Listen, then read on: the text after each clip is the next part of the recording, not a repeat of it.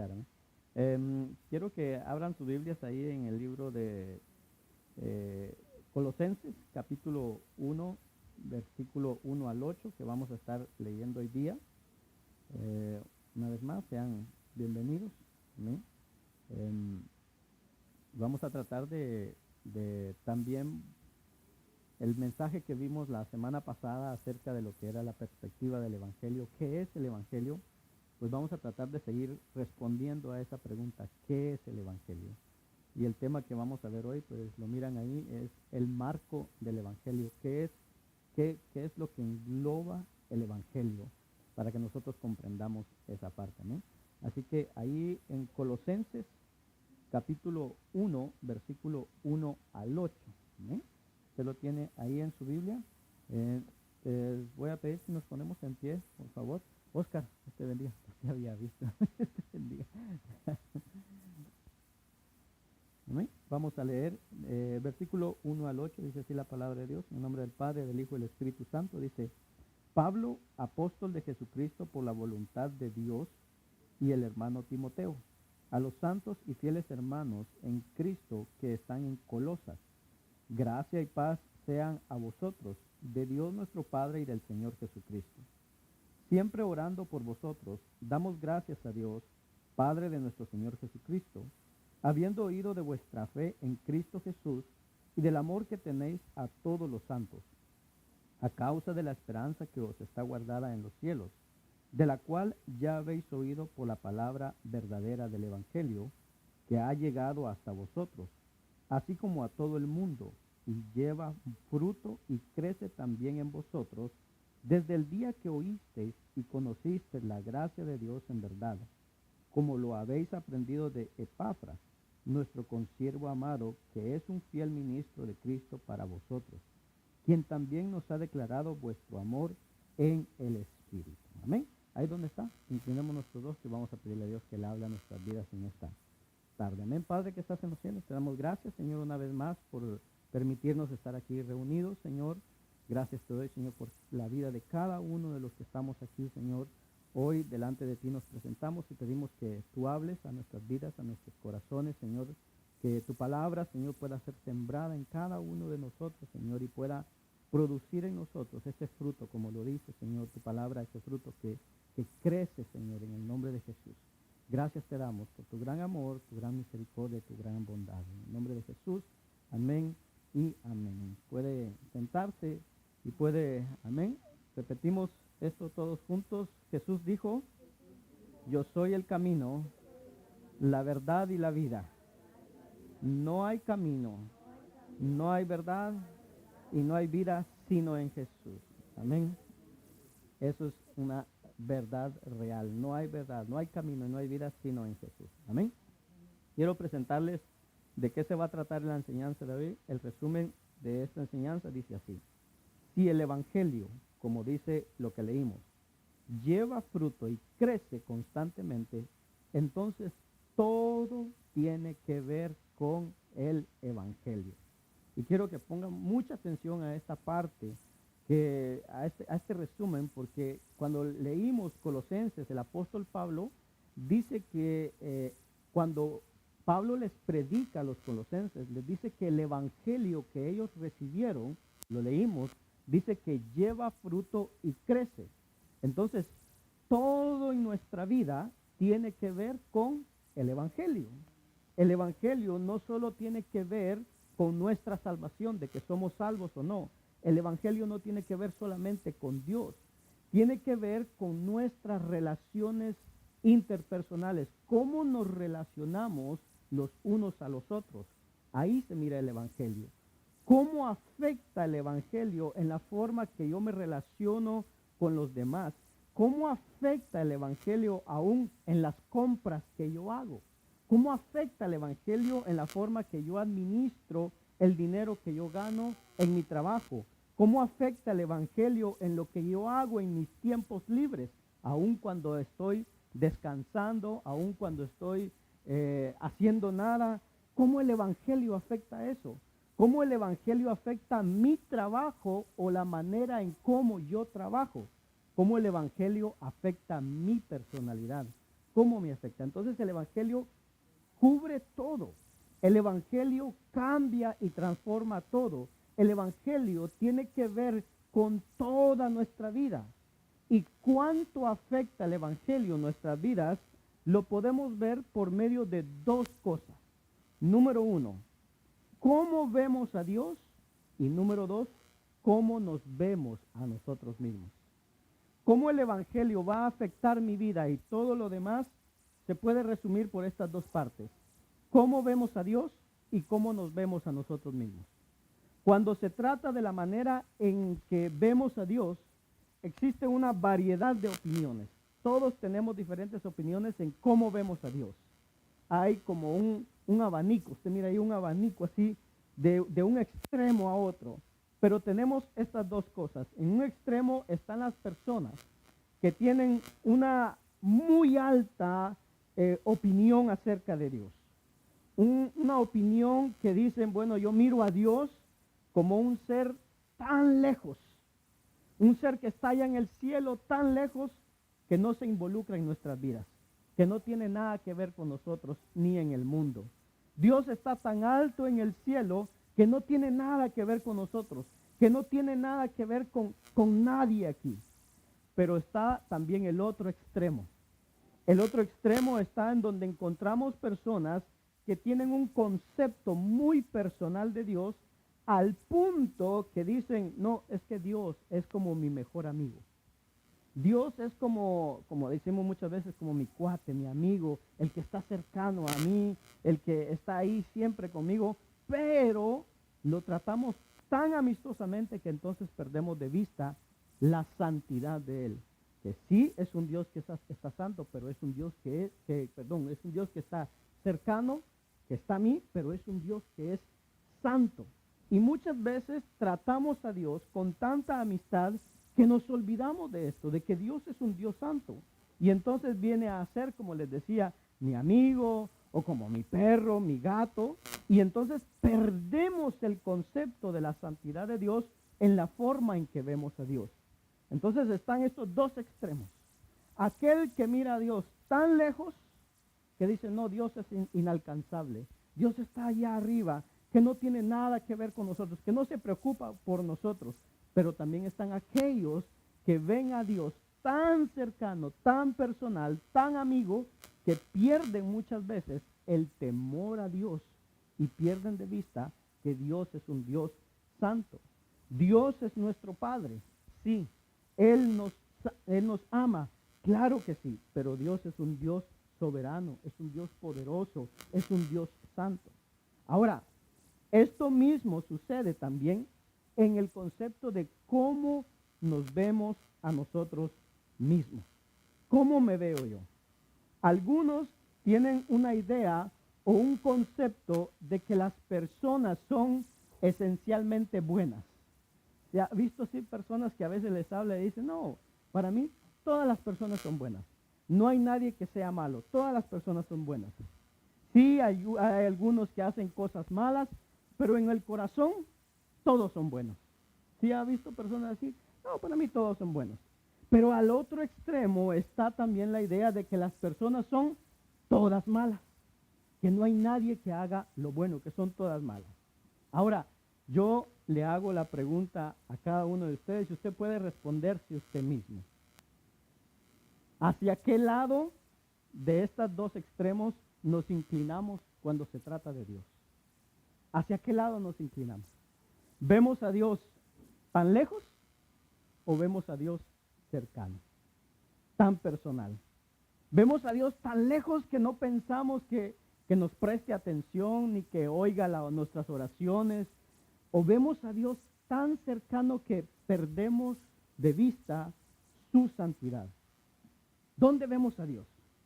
¿Qué implicaciones puede tener en nuestras vidas la idea de un Dios lejano y la idea de un Dios tan cercano que lo puedo a veces hasta manejar a mi antojo, a como yo quiero? Pase por aquí en el lugarcito. Pase. No. Venga, vamos. Pase. Entonces, ¿qué implicaciones tienen esto? ¿Qué implicaciones tiene esto en nuestras vidas? De que nosotros veamos a un Dios lejano o de que nosotros veamos a un Dios cercano. Va. Si mi idea de que yo miro a un Dios lejos, que no está cerca de mí, que no me pone atención, ¿qué implicaciones tiene? Pues entonces yo me voy a sentir huérfano, me voy a sentir solo, me voy a sentir sin esperanza, me voy a sentir sin razón de ser, y en medio de las tribulaciones o en medio de los problemas, pues voy a decir, pues Dios no me pone atención.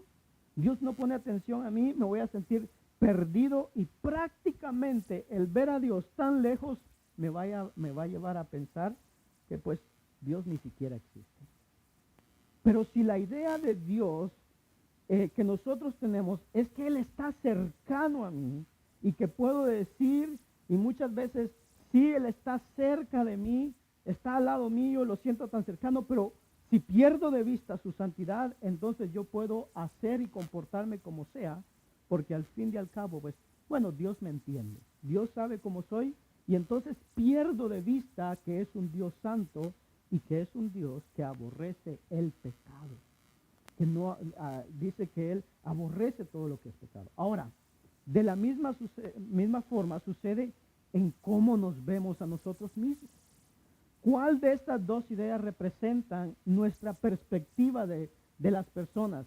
¿Es que nosotros miramos a las personas que son todas buenas al punto de creer que yo no necesito de Dios porque soy una persona buena, yo no hago nada malo? ¿O pienso que las personas son todas malas, que sí de vez en cuando puedo hacer cosas buenas, pero que también necesito de Dios en mi vida? ¿En dónde yo me ubico en esto? Ahora, quiero que veamos lo que dice la Biblia acerca de quién es Dios y quiénes somos nosotros. Mire lo que nos dice Isaías 55, 6 al 9. Dice, buscad a Jehová mientras pueda ser hallado, llamadle en tanto está cercano. Dice, versículo 7, deje el impío su camino y el hombre inicuo sus pensamientos, y vuélvase a Jehová, el cual tendrá de él misericordia, y al Dios nuestro, el cual será amplio en perdonar. Mire lo que dice Dios, porque mis pensamientos no son vuestros pensamientos, ni vuestros caminos mis caminos, dijo Jehová. Como son altos los cielos de la tierra, así son mis caminos más altos que los vuestros, y mis pensamientos más que vuestros pensamientos. Ahora, cuando nosotros leemos esto, ¿cuál es la primera reacción que tenemos a lo que dice el pasaje? Y usted mira el primer verso, hay una llamada de urgencia a buscar a Dios. Dice, busquen a Dios mientras pueda ser hallado. Y después dice, mientras Él está cercano.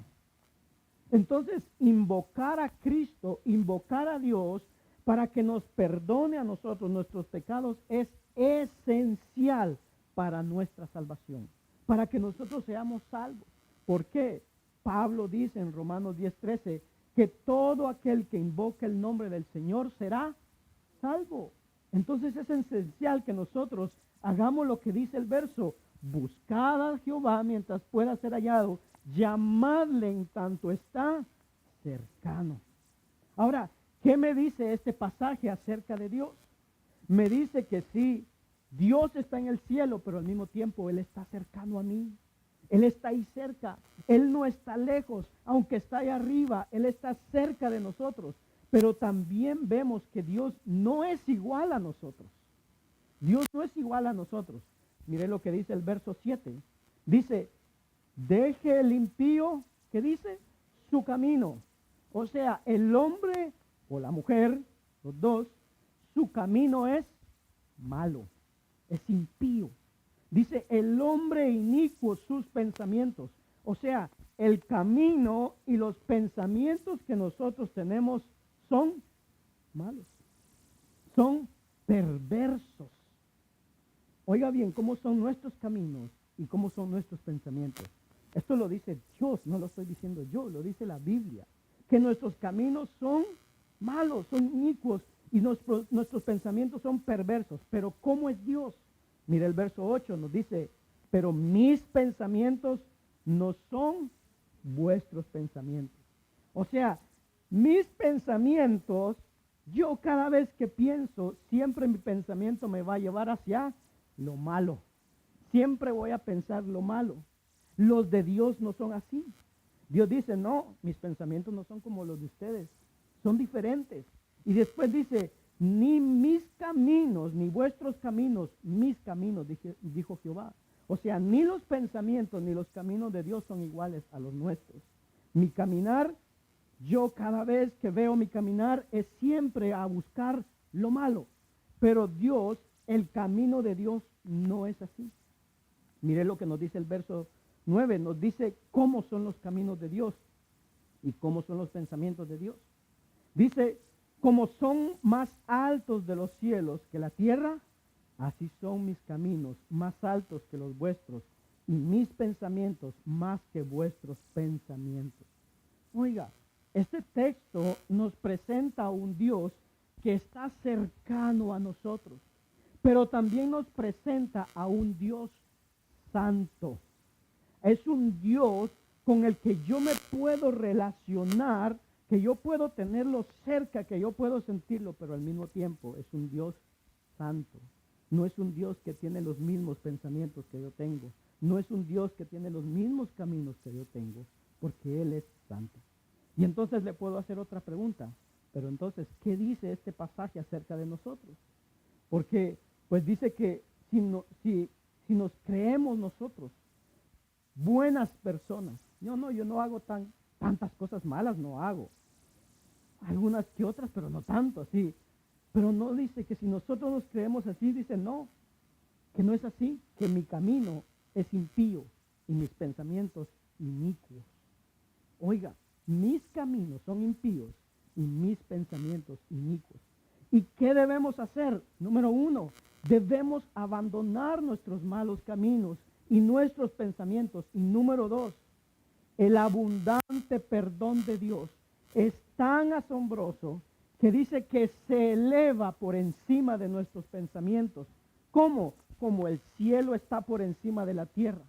Y hay una promesa de parte de Dios. Dice que si buscamos a Dios, Él puede ser hallado. O sea, cada uno de nosotros, de los que estamos aquí, si nos proponemos buscar a Dios, Él no se aleja de nosotros.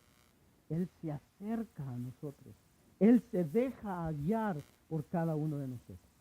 Ahora, ¿qué más nos dice la Biblia? Jeremías 17:9, mire lo que nos dice. Engañoso es el corazón más que todas las cosas. ¿Y qué dice? Y perverso. A ver cuántos tienen un corazón bueno. ¿Qué dice que es el corazón? Engañoso y perverso. ¿Quién lo conocerá? Ahora dice, yo Jehová, que escudriño la mente, que pruebo el corazón para dar a cada uno según su camino, según el fruto de sus obras. ¿Cuál es la primera reacción que tengo a lo que dice este pasaje? Que, hermanos, nosotros pensamos que nosotros nos conocemos bien. Que yo pienso que yo conozco a mi esposa, que conozco al esposo, que conozco a los hijos. Pero Dios dice, no, ni tú mismo te conoces. Dice que tenemos un corazón que es engañoso más que todas las cosas y es perverso. Ahora, ¿qué me dice este pasaje acerca de Dios?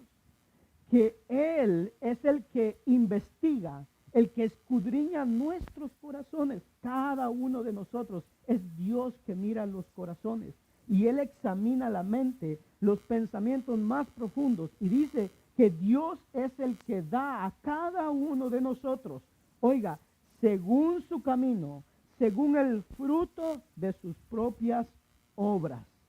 ¿Qué obras estoy haciendo? ¿Buenas o malas? Y según esas obras es así que yo recibiré el fruto en mi vida. Este texto me muestra una vez más que Dios está cercano a mí. ¿Por qué está cercano a mí? Porque conoce mis pensamientos, porque conoce mi corazón, que Dios es un Dios santo y justo. ¿Por qué? Porque escudriña la mente, porque prueba los corazones. y da a cada uno según su camino y según el fruto de sus propias obras. Y esto nos hace reflexionar, ¿qué camino estoy llevando? ¿Qué camino estoy transitando en este momento? ¿El bien, el mal o estoy jugando entre los dos? ¿Qué camino estoy llevando? ¿Qué dice este pasaje acerca de nosotros? Que nosotros no tenemos el conocimiento ni de nosotros mismos. No nos conocemos ni nosotros mismos. ¿Por qué? Porque cada vez que yo me evalúo a mí mismo, mi autoexamen lo hago según mi propia bondad. Entonces, yo me encuentro bueno porque yo pienso que soy bueno. Pero si le digo a otra persona, a ver, mírame a ver si soy bueno, la otra persona que me va a decir, si supieras. Entonces, mi propia mente es un mal electrocardiograma para mi corazón. Yo no puedo juzgarme según mi propia mente, pero Dios sí nos conoce. ¿Y cómo nos conoce? Por medio de la palabra. Por medio de la palabra. Porque la palabra funciona como un espejo en donde nos vemos y Dios nos expone a nosotros mismos. En donde la palabra nos lleva y nos presenta delante de la presencia de Dios. Y cuando eso sucede, entonces nuestra propia enfermedad es diagnosticada adecuadamente. ¿Por qué? Porque es diagnosticada según la palabra, no según lo que yo pienso de mí mismo. A ver, ¿piensa usted mal de usted mismo? ¿Verdad que no? Nadie piensa mal de uno mismo. Todos pensamos que somos buenos, que somos buenas personas. Pero estos pasajes nos presentan entonces la perspectiva bíblica de la santidad de Dios y nuestra naturaleza pecaminosa. Y muchas veces nosotros escuchamos del Evangelio o como cristianos usamos con frecuencia este término evangelio sin entender completamente su significado, sin entender qué significa el Evangelio. La mayoría de nosotros hablamos el idioma cristianés. ¿Sabe cuál es el idioma cristianés? Cuando nos encontramos, nos saludamos y decimos, Dios te bendiga. ¿Y cómo estás? Bien, gracias a Dios. Todos hablamos ese idioma cristianés. Todos sabemos saludar así, Dios te bendiga. ¿Cómo estás? Bien, gracias a Dios. Pero en pocas ocasiones aplicamos el Evangelio a cada aspecto de nuestras vidas. Y eso es exactamente lo que Dios quiere de nosotros. Que lo que nosotros aprendemos de la palabra, lo apliquemos a nosotros, lo vivamos, porque eso es el Evangelio. El apóstol Pablo dice en Romanos 1:16 que el Evangelio es el poder de Dios. Vimos al principio lo que Pablo habla a la iglesia de los Colosenses, que le dice que el Evangelio, dice, lleva fruto y crece desde el día que aquellos oyeron el Evangelio. Le hago la pregunta, ¿cuánto hemos crecido desde que escuchamos el Evangelio? ¿Cuánto hemos crecido? Porque dice Pablo que el Evangelio lleva fruto y crece. Entonces nosotros deberíamos de crecer. Según los años que tenemos de haber escuchado el Evangelio, deberíamos haber crecido. Ahora, mire lo que nos dice Pedro, el apóstol Pedro, nos habla de algo interesante. Segunda de Pedro 1:3-9. Dice, como todas las cosas que pertenecen a la vida y a la piedad, nos han sido dadas por su divino poder, mediante el conocimiento de aquel que nos llamó por su gloria y excelencia, por medio de las cuales nos ha dado preciosas y grandísimas promesas, para que por ellas llegáis a ser participantes de la naturaleza divina, habiendo huido de la corrupción que hay en el mundo a causa de la concupiscencia.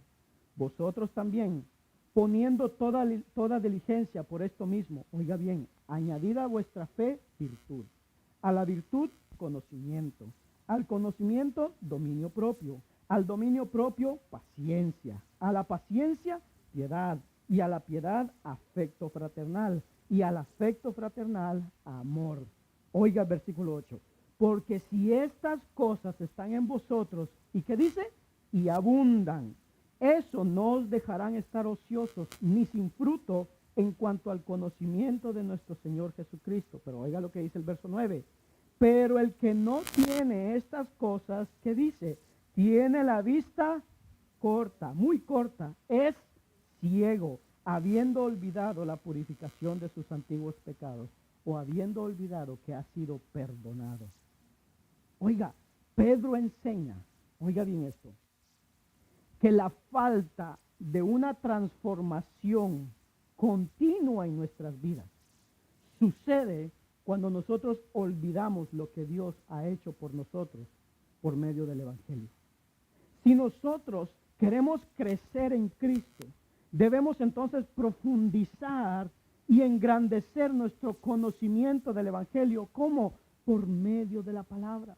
Dios nos ha dejado la palabra para que por medio del Evangelio nosotros tengamos una transformación personal y en comunidad. Mire lo que nos dice nuevamente, 2 Pedro 1:3. Como todas las cosas que pertenecen a la vida y a la piedad nos han sido dadas por su divino poder, ¿qué dice? Mediante el conocimiento de aquel que nos llamó por su gloria y excelencia. ¿Qué está diciendo Pedro en estos versículos? Pedro está diciendo que Dios nos ha provisto a cada uno de nosotros todo lo que necesitamos para crecer y parecernos cada vez más a Cristo, mientras esperamos que Él venga, porque un día Él va a regresar por nosotros. Y esas cosas que Dios nos ha dado, ¿cuáles son? ¿Qué es lo que Dios nos ha dado para que nosotros crezcamos en el conocimiento? Mire lo que nos dice el verso 2. Gracia y paz os sean multiplicadas en el conocimiento de Dios y de nuestro Señor Jesucristo. La gracia, ¿qué es la gracia? La gracia es el recurso que Dios da a los pecadores que no lo merecen, tanto para la conversión como para la santificación. Pero la paz es la alegría y el gozo que tenemos como resultado de haber sido reconciliados con Él. Y estas dos cosas, cuando están juntas, la gracia y la paz están juntas, describen la condición, hermano, de estar bien con Dios. Y entonces podemos crecer a la imagen de Cristo. Esa gracia y esa paz aumentan, ¿cómo? Por el conocimiento de Dios por medio de Jesucristo. Y esa gracia y esa paz se produce y se desarrolla en su plenitud solamente en el Evangelio. No puedo yo crecer en gracia y no puedo crecer en paz si yo no sigo lo que la palabra de Dios me dice. Pero entonces, ¿cómo crecemos? Pedro dice, mediante el conocimiento de aquel, o sea Jesús, que nos llamó por su gloria y excelencia. Y ese conocimiento, ¿qué incluye? Dice, preciosas y grandísimas promesas. ¿Qué pasa cuando crecemos en conocimiento de Dios y del Evangelio? Mire lo que nos dice el verso 5. Vosotros también, poniendo toda diligencia por esto mismo, añadida a vuestra fe. ¿Usted ya creyó en Cristo? ¿Ya lo aceptó? ¿Ya tiene la fe en Él? Bueno, a esa fe tiene que añadirle virtud. A la virtud, conocimiento. Al conocimiento, dominio propio. Al dominio propio, paciencia. A la paciencia, piedad. A la piedad, afecto fraternal. Y al afecto fraternal, ¿qué dice? Amor. Y entonces Pedro cierra diciendo, porque si estas cosas, ¿cuáles? ¿Qué cosas? Fe, virtud, conocimiento, dominio propio, paciencia, piedad, afecto fraternal y amor. Si estas cosas están en vosotros y abundan, no os dejarán estar, ¿qué es ociosos? Vagos, perezosos, haciendo nada. Si eso abunda en nosotros, nosotros no vamos a estar ociosos. Dice, ni sin fruto, ¿en cuanto a qué? Al conocimiento de nuestro Señor Jesucristo. Es que a mí no se me quedan los versículos bíblicos. ¿Por qué? Pues por cuando estamos ociosos. Por eso es que no se nos quedan. Porque muchas veces estamos ociosos. No ponemos a la fe la virtud. ¿La virtud de qué? De ir a leer. La paciencia de sentarme y leer la palabra. El conocimiento de cada vez entender más lo que dice la Biblia. Todas estas cosas. Si estas cosas están en nosotros, Pedro dice, no os dejarán estar ociosos ni sin fruto en cuanto conocimiento de nuestro Señor Jesucristo. O sea que somos productivos y somos útiles. Pero si eso no está en nosotros, Pedro dice, tiene la vista, ¿qué dice? Muy corta. Es ciego. Y dice, y se ha olvidado del perdón de sus pecados. Se ha olvidado de la purificación de sus pecados o sus antiguos pecados. ¿Se da cuenta? Cuando nosotros no crecemos en el conocimiento de Cristo, nos alejamos de Dios y olvidamos el perdón de Dios. Olvidamos que Dios ya nos perdonó, ya nos restauró. Muchas personas viven con una perspectiva incompleta, truncada, parcial del Evangelio. Muchas veces vemos el Evangelio como la puerta, la manera de entrar, la manera de entrar al reino de Dios. Pero el Evangelio es mucho más que eso. El Evangelio no es únicamente la puerta, sino también el camino por el cual debemos andar todos los días de nuestra vida. No es solo en esta reunión, no es solo los domingos, es todos los días de nuestra vida. El Evangelio no es solo el medio de nuestra salvación, sino el medio de nuestra transformación. El Evangelio no es simplemente la liberación del castigo por el pecado, sino la liberación del poder del pecado en nuestras vidas. El Evangelio es lo que nos reconcilia con Dios. El Evangelio es también lo que nos da libertad para deleitarnos en Dios. El Evangelio lo cambia todo en nuestra vida. Ahora, quiero que veamos esta imagen que va a pasar y que nos ayuda a pensar acerca del Evangelio, pero nos sirve como también una ayuda para entender cómo el Evangelio trabaja en nosotros. Si usted ve la línea recta, esa es nuestra vida. Pero llegó un momento en nuestra vida, algunos jóvenes, algunos más adultos, en donde hubo una experiencia, lo que se le llama conversión, en donde conocimos de Dios, le pedimos perdón por nuestros pecados y lo aceptamos como nuestro Salvador y nuestro Redentor. Ese es el punto de partida de la vida cristiana, la conversión. Ocurre cuando primeramente me doy cuenta de lo pecador, malo y perverso que soy y me doy cuenta de la santidad de Dios. Cuando me convierto, confío y espero en Jesús, quien ha hecho, hermano, Jesús ha hecho lo que yo jamás podría hacer y es acercarme a Dios. Jamás podría acercarme a Dios si no fuera por medio de Jesús. Jesús ha tomado sobre sí esa ira de Dios que estaba contra mí, contra mi pecado. Sin embargo, en el momento de mi conversión, yo tengo una muy pequeña, una muy limitada perspectiva de la santidad de Dios y de mi pecado. Entiendo que Dios es santo y que yo soy pecador, pero está muy limitada la manera en que yo lo miro. Pero en cuanto más busco de Dios, mire, más busco de Dios. ¿Cómo? Orando, leyendo la Biblia, asistiendo a la iglesia, así como lo decía el apóstol Pedro. Cuanto más crezco en mi vida cristiana, más crezco en mi conciencia de la santidad de Dios y más crezco en mi conciencia del pecado, de la naturaleza pecaminosa que tengo. Conforme leo la Biblia y experimento la convicción del Espíritu Santo, y mientras más vivo en comunidad con mis hermanos, con otras personas, el alcance de la grandeza de Dios y el alcance de mi pecado llega a ser mucho más claros y vívidos. No es que Dios sea más santo, no, Él es santo. Él siempre será santo.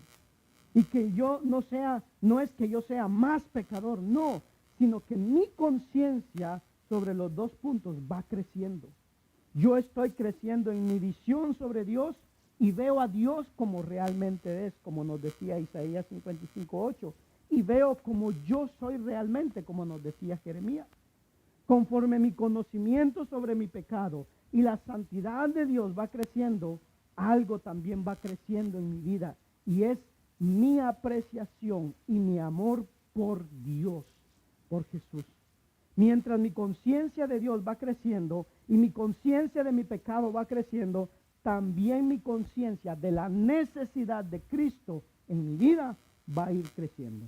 Entonces la madurez cristiana no es que ahora yo necesito orar menos porque como ahora ya estoy cerca de Dios, soy menos pecador. No, la madurez cristiana consiste en que ahora yo reconozco que soy pecador y que entiendo la carga de mi pecado y entonces necesito buscar más de Dios. Esa es la madurez cristiana. Cada vez que yo crezco, entiendo que yo necesito de Dios.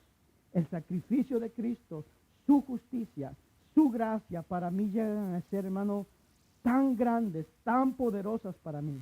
La cruz llega a ser más grande y más central en mi vida y me regocijo en el Salvador que murió en ella. Pero ¿qué pasa? Pues desafortunadamente la santificación, el apartarme cada vez más del pecado, no surge efecto tan ordenadamente como nosotros quisiéramos.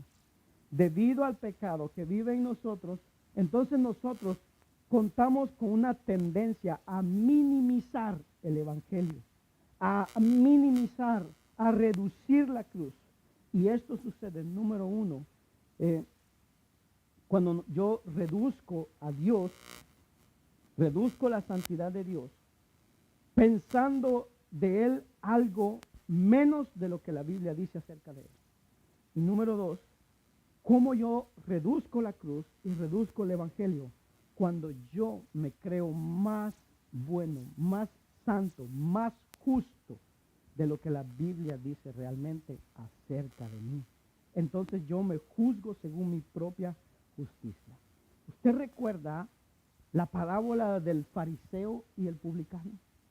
Llega un momento donde llega un fariseo y un publicano. Un publicano era un gentil, una persona que no conocía de Dios, que estaba lejos de Dios, y estaba el fariseo.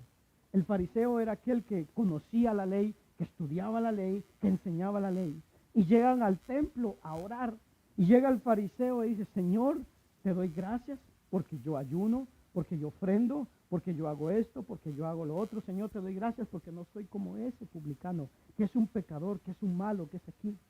Y entonces el publicano dice que ni siquiera podía alzar sus ojos hacia Dios, sino que ahí puesto de rodillas decía: Señor, ten compasión de mí y perdóname. Y el que salió perdonado, justificado, fue el publicano y no el fariseo. Aunque el fariseo hacía buenas cosas.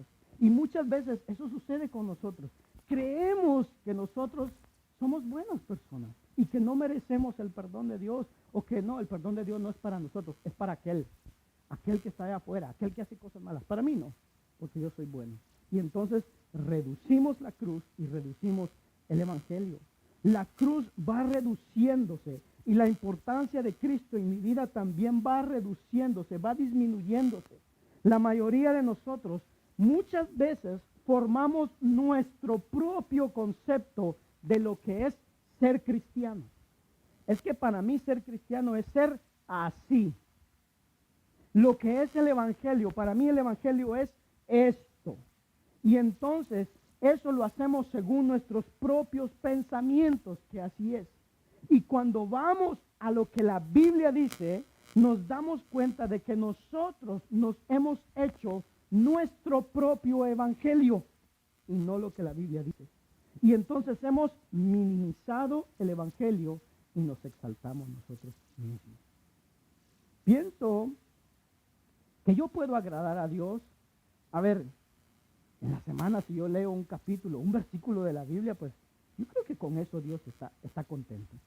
A ver, ciertas cosas que yo debo hacer, ayudar a alguien, pues pienso que con eso Dios está contento conmigo. Y entonces pensamos que nos podemos justificar delante de Dios por esas cosas.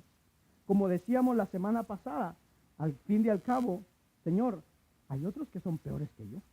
Yo no soy tan malo, hay otros que son peores.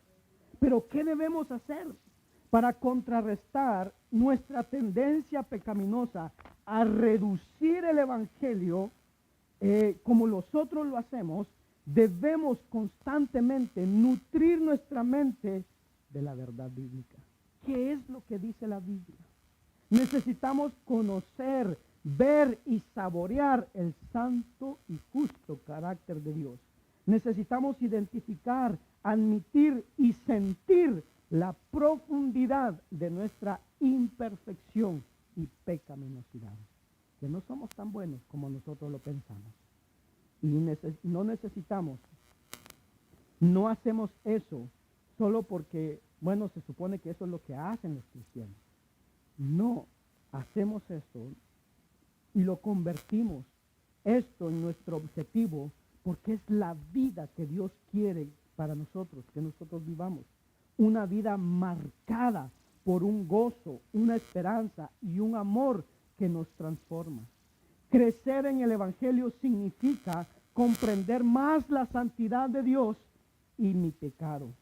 Debido a lo que Jesús ha hecho por nosotros en la cruz, no tenemos miedo nosotros de acercarnos a Dios como realmente es o de admitir lo dañados que estamos, porque ahora nos presentamos por medio de Jesús. Nuestra esperanza no está en lo bueno que seamos, en nuestra bondad, ni tampoco está en una vana esperanza en que Dios, bueno, nos va a comprender y, bueno, yo sé que tú eres así, entonces voy a bajar un poco el nivel de exigencia y entonces nos va a subir la nota a nosotros. No, más bien descansamos en Jesús como nuestro perfecto Redentor, aquel que es nuestra justificación, nuestra santificación y nuestra redención. El marco del Evangelio no es que mi necesidad de Dios crezca, es que la conciencia de mi necesidad de Dios debe ir creciendo. No es que la necesidad que tengo de Cristo crece, no, porque todos necesitamos de Cristo a diario. Nosotros todos tenemos la misma necesidad de Cristo siempre, sino que el marco del Evangelio es que mi conciencia de que yo necesito cada día de Cristo va creciendo. La conciencia de la santidad de Dios y la conciencia de mi pecaminosidad cada día debe ir creciendo. Y en la medida de que va creciendo, cada día yo estoy siendo más consciente de mi necesidad de Cristo y de mi necesidad de un Redentor. De que el pecado que habita en mí, hermanos, no lo puedo superar yo a través de mis propias fuerzas, a través de mi autodedicación, sino que yo necesito a Cristo. En todos los pecados que cometemos, necesito a Cristo para ser perdonado. Porque el Evangelio no solo es poder para salvación, sino es poder para transformación. Solo puede ser transformado. Todos nosotros solo podemos ser transformados a través de Cristo. Él es el Redentor. Solo Él puede perdonarnos a través de Jesús. Solo puedo ser libre de mi pecado a través de Cristo, porque Él es el único que me hace libre de mi pecado. Todo esto que estamos viendo es respondiendo a la pregunta que hicimos la semana pasada. ¿Qué es el Evangelio? Ahora, nosotros, cada uno de nosotros, tendemos a minimizar el pecado. Le voy a presentar 6 maneras en que nosotros muchas veces minimizamos el pecado. Hay más, pero le muestro 6. Número 1, ponerse a la defensiva. Me es difícil recibir críticas sobre mis debilidades y pecados. ¿Sí? ¿A quién le gusta que le digan que está mal? A nadie, ¿verdad? O sea, cuando alguien me confronta, la tendencia que nosotros tenemos es a excusarnos, a hablar, no, mire, yo sí, pero yo soy una buena persona. Justificar mis decisiones. Hay personas que cuando alguien les viene a decir lo que están haciendo, que lo que están haciendo no está bien, lo primero que dicen es, oiga, pero la Biblia dice que usted no tiene derecho a juzgar a las personas. Pero la Biblia no dice eso. La Biblia dice que no podemos juzgar, no podemos hablar de alguien, yo no puedo juzgar a alguien sin antes examinarme yo mismo, sin antes verme yo mismo. Por eso le dice, ¿cómo quieres quitar la paja de tu hermano, del ojo de tu hermano, y no miras la viga que hay en ti? Entonces, ¿qué te dice? Examínate tú primero antes de ir a señalar. el error del otro. Eso es lo que dice la Biblia. ¿Cómo le puedo decir a alguien, oye, deja de mentir, si yo en cada conversación que tengo miento? ¿Cómo le puedo decir a alguien dejar de hacer tal cosa y que busque a Dios si yo ando haciendo otras cosas que también son malas, contrarias a buscarle a Dios? Pero nuestra tendencia cuando alguien me dice algo es ponerme a la defensiva, a justificarme. ¿Y cuál es el resultado? Que cuando alguien me viene a decir, oye, mire, esto que estás haciendo no está bien. Ah, no, pero mire, yo soy así y me defiendo. Entonces, ¿qué hace? Las personas se alejan. Y dicen, bueno, pues, que sigan su error, que sigan lo que está. Número 2, fingir. Me esfuerzo por mantener una apariencia e imagen respetable. O sea, mi comportamiento hasta cierto punto se mantiene por lo que creo que otros piensan de mí. En palabras sencillas decía alguien, baila el son que le tocan. ¿Sí conoce esa expresión? Baila el son que le tocan. La Biblia lo dice bien claro, dice, no son fríos ni calientes, son tibios. Está con los del mundo, es igual que los del mundo. Está con los cristianos, es igual que los cristianos. Y eso me hace que no me gusta reflexionar sobre cómo me comporto. Y que hay muy poca gente que me conoce realmente como soy. Porque juego de las dos maneras. Y al final yo mismo me estoy engañando. Si me porto de la manera correcta, y si me siento de la manera correcta, si hablo de la manera correcta, pues todos van a estar bien, pero en mi interior yo voy a estar completamente mal. Número 3, esconderse. Tiendo a ocultar tanto como puedo acerca de mi vida, especialmente las cosas malas. Esto se distingue de fingir. El que finge intenta impresionar. El que esconde las cosas por vergüenza. Tengo pena de que el otro vea lo que realmente hay en mi vida. ¿Y qué hago? Escondo. No muestro lo que soy. Y alguien puede decir, pero si usted supiera quién soy yo y cómo soy, yo le diría, uy, si usted supiera. Y usted supiera cómo soy yo, el pecado que hay en mí, si usted supiera mis pensamientos. Un pastor dijo una vez, si los pensamientos fueran humo, todos pareciéramos, si los malos pensamientos fueran humo, todos pareciéramos chimeneas, ¿no? Que flotan los pensamientos, salen. Número 4, ¿cómo minimizamos el evangelio? Tiendo a pensar, a exagerar. Número 4, exagerar. Tiendo a pensar o hablar mucho mejor acerca de mí mismo de lo que verdaderamente soy. Hago todas las cosas buenas y malas, sea para que se vean mucho más grandes de lo que son. Normalmente para llamar la atención. Como esto, me gusta llamar la atención sobre mí mismo. Número 5, echarle la culpa a los demás. Cuando minimizamos el pecado, echamos la culpa a los demás. Soy rápido para culpar a otros de pecado o por las circunstancias. Me cuesta asumir mi parte de la culpa o por el pecado o el conflicto. Y aquí entra lo que es el orgullo. Qué difícil el orgullo, ¿verdad? Y el orgullo da por sentado, muchas veces la culpa es del otro, que no es mi culpa, que es el otro que tiene la culpa. Soy rápido para ver el pecado del otro, pero me cuesta ver el pecado que hay dentro de mí. Número 6, restar importancia. Tiendo a dar poca importancia al pecado y a las circunstancias de mi vida, como si estas fueran normales o no estuvieran tan mal. Y como decíamos, no es que hay otros que hacen peores cosas que yo. Y pensamos que no está tan mal. Y de esto sufren mucho los cristianos. Hay gente que piensa que es cristiana, pero es porque nunca ha leído la Biblia. El día que lea la Biblia, o se convierte de verdad o se aleja de Dios. Porque la Biblia los lleva totalmente la contraria a su manera de pensar.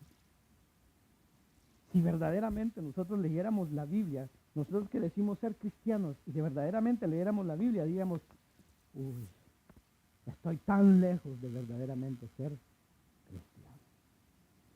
Ahora yo voy terminando con esto. Todo esto sucede porque reducimos nuestra visión de la santidad de Dios. Hemos reducido nuestra visión de la ley de Dios. Hemos bajado el estándar y nos hemos conformado a nuestro estándar. La santidad de Dios está aquí arriba, pero como yo no puedo llegar ahí arriba, entonces empiezo a quitarles cosas, hasta que la santidad de Dios está a mi nivel y digo, bueno, entonces ahora sí puedo ser santo. Pero ¿qué dice Jesús acerca de esto? Mateo 7, 25, 23 dice, no todo el que me dice, Señor, Señor, entrará en el reino de los cielos, sino el que hace la voluntad de mi Padre que está en los cielos.